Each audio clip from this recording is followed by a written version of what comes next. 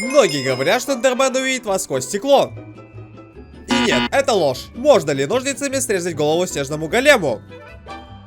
Да, это правда. Тыква исчезает, и вы увидите его настоящее лицо. Могут ли вагонетки, поставленные друг на друга, двигаться без рельсов? Удивительно, но да, это возможно. Правда ли, что Эндермен способен поднять блок динамита?